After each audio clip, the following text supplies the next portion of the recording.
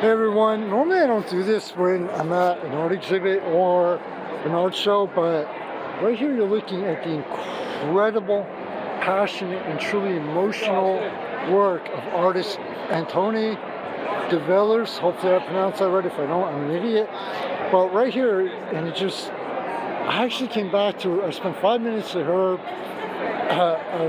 spot, and I actually came back to it because of the true raw emotion in her art, and especially her darker pieces. I'm going to get the full review in a second, but I really want to point out her work. I love it when an artist actually allows you to draw from their own life experience and allows you to incorporate. Like when I looked at her work, it's like immediately I thought of things that I went through in my life, and that is something that it's kind of hard to find with artists. And believe me, from realism to abstract in every genre you can imagine, they have a talent I will never have in a million years. So I don't want to detract from any artist, and her work just really hit home with me and really hit a few old raw nerves with me. From my own personal experience, I loved it. It's one of the highest compliments I can give to an artist. I spoke with her for a few minutes. I spoke with the woman that was helping her out, and it's just, wow. To say the very least, incredible to say the very least.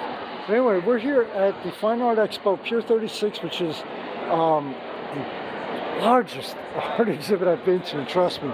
From when I started back at a simple blog doing before my first media, which covered only Lehigh Valley and beyond, almost 10 years ago, I couldn't even tell you the amount of art exhibits and artists I've covered. Hundreds, to say the least. Especially now with the focus on Philadelphia and New York, and learning the art scene in both cities. But I walked in here and I'm like, I was at the Affordable Art Fair last week, Metropolitan Pavilion. I've been to larger art fairs and art exhibits. I walked in, I'm like, where the fuck do I start? I just looked around, and if you look at the photos, I got some great photos from on the stairs. This thing is freaking huge. I actually got here around 1 o'clock, I think. Yeah, 1 o'clock. I kind of have it a little timed out today. And I figured 2 hours. It's now 2 hours later, and I'm like, okay, I gotta wrap it up and get the hell out of here. I got 2 more stops. Literally, every single genre, every single style. And I always do a walking tour, but this is actually very intentional on purpose, that you can imagine in the art world.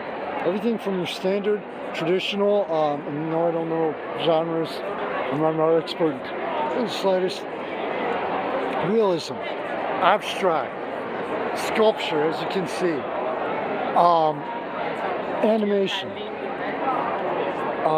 cartoon. And what I love is there's a 3D artist. There's even being in 2023, I love traditional paintings, the traditional art. Okay, I walked this floor twice and I'm still finding new artists and new galleries. Give you an idea how huge this is. But I love the traditional artists. I love the traditional canvas, paper, etc. But being in 2023 and hitting a couple of the interactive galleries and seeing the more modern digital and interactive art, and become a fan of that also. And here at the Art Expo, they don't limit, it's wide open. As you can see, comic, just everything. And this is from artists and art galleries all over the world. Not just here in New York City or in the Northeast, Washington D.C., Los Angeles, California, Argentina coming up, obviously New York, Paris, France, Seoul, South Korea. This is incredible.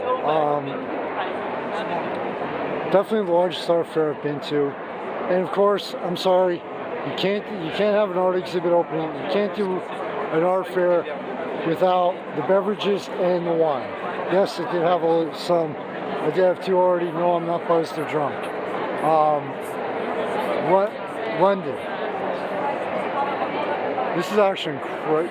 This gallery is incredible with the different styles and genres. The Art Expo here at Pier 36 pretty much also completes my tour of like most of Manhattan. It's supposed I've been in Manhattan, but got a great tour of Chinatown. Thank you. Thanks to the Art Expo. But this is just, like I said, walking through. We're 5 minutes into this already, and I haven't even approached. There's a second floor yet. I haven't even walked the entire thing. Now, believe me, in all honesty, if I had the money, I could have dropped 500,000 here, not a problem. And I'm not joking. The Art Expo New York, if there's any way possible, try to purchase, unfortunately I don't have the budget for it, try to purchase at least something here to support these incredible, amazing, over-the-top, mind-blowing, off-the-charts artists. But if you can, stop by,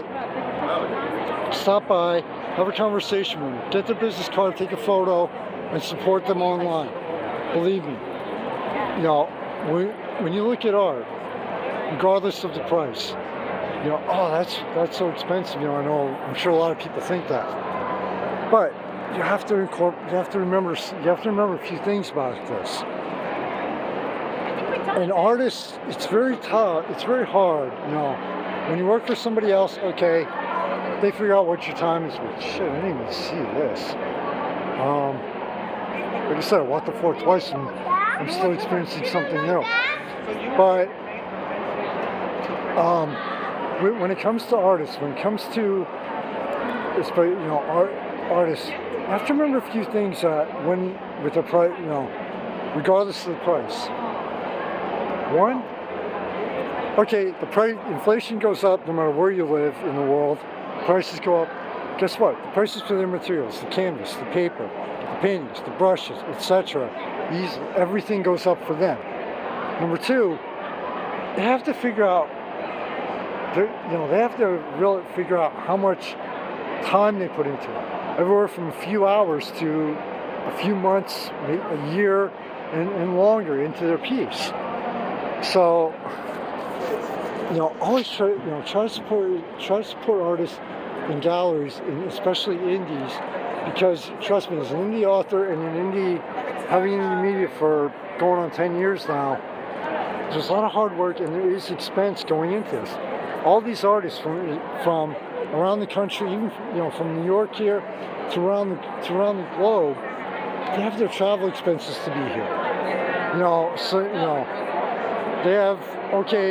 They submit art, and I know there are some art exhibits that may or may not be, hey, you may not be chosen. Okay, well, they may have created a specific piece for that show.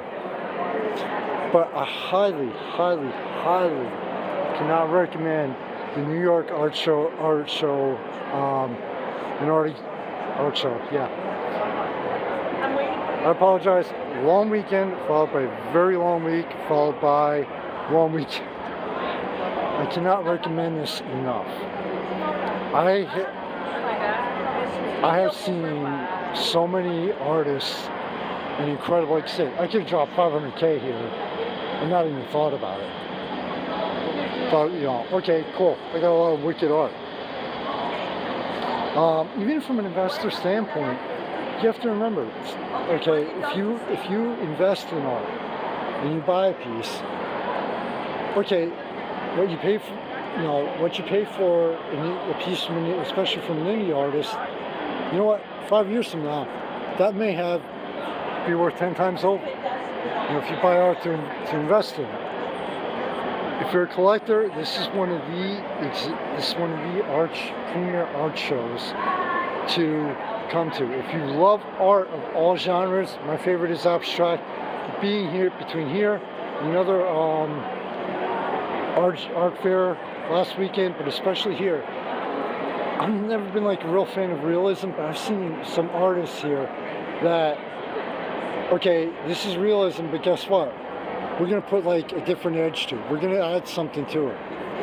I've seen two artists here that actually I could see them, the emotion in their piece. It made me think of my own life. So the Fine Art Expo here in the New York Art Expo, definitely put it on your calendar for next year. It is one of a growing list of events that is on my calendar for 2024 already.